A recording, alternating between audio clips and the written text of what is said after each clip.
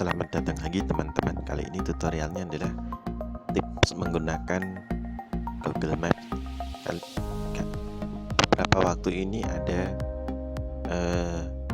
berita bahwa para pengguna Google Maps itu ada yang tersesat karena menggunakan Google Maps. Sebenarnya ada beberapa hal yang bisa membantu kita untuk menggunakan Google Maps itu dengan lebih baik. Tentu saja Google Maps itu bagaimanapun adalah buatan manusia, dan Google Maps itu tentu saja adalah buatan manusia, dan kita juga harus menggunakannya, tidak mengandalkannya 100% begitu saja. Tapi ada beberapa cara yang bisa kita lakukan untuk menghindari kesalahan-kesalahan yang umum dikerjakan. Beberapa di antaranya adalah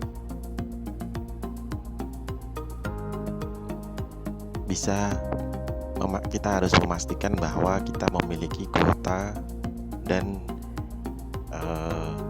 sinyal yang baik. Jika kuota kita kurang, maka sebaiknya kita beli. Kemudian jika di tempat yang kita butuhkan itu sinyal kita kurang baik, maka kita bisa menggunakan HP yang lain dengan kartu yang lain yang mungkin lebih baik di situ, atau bisa mendownload Google Map offline.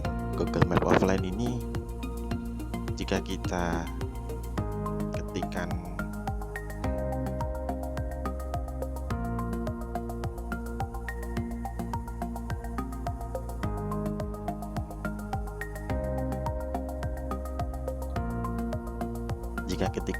kita ketikkan suatu lokasi, kemudian kita ingin mencapainya dari suatu tempat,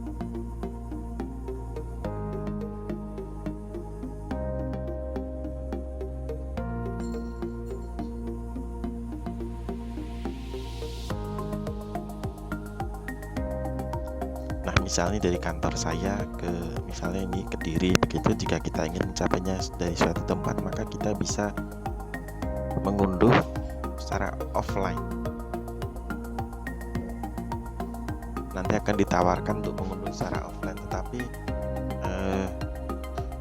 mengunduh secara offline ini bisa kita gunakan kalau internetnya error dan sebagainya. Tetapi masalahnya adalah pengunduhan ini juga butuh kuota banyak, biasanya di atas 90-100 MB.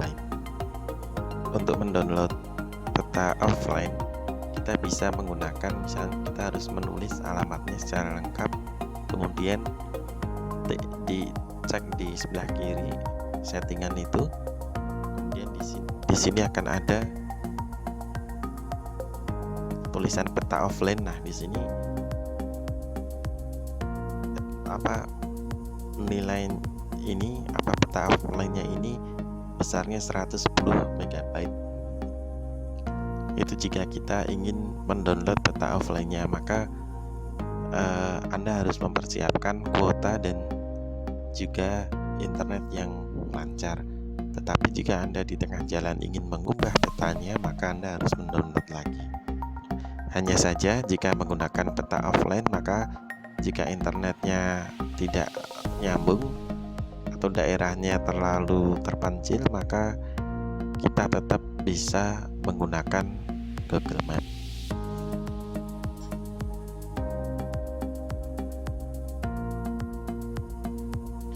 Nah, kemudian yang kedua adalah menggunakan mode kendaraan yang sesuai. Kalau misalnya kita menggunakan mobil, kita bisa pasang di sini mobil. Kalau nanti kita menggunakan sepeda motor, jangan sekali-sekali masang di mobil karena akan diarahkan ke jalan tol. Tentunya jalannya tidak akan terpakai. Kemudian kalau yang selanjutnya adalah kita memenuhi syarat ini, petunjuk Google ini. Kita berjalan, maka nanti akan ada suara dari Google, misalnya 200 meter lagi ke kanan dan sebagainya. Atau mungkin sebelumnya kita bisa hafalkan di mana titik-titik belok yang penting. Nah, di situ nanti bisa kita hafalkan terlebih dulu. Kemudian ketika Google minta kita belok kanan atau belok kiri, itu kita akan lebih mudah. Yang jelas daripada nyetir atau bawa motor sambil lihat-lihat Google Map, maka lebih baik kita dengarkan. Tapi kita harus siap kalau disuruh belok kiri atau kanan.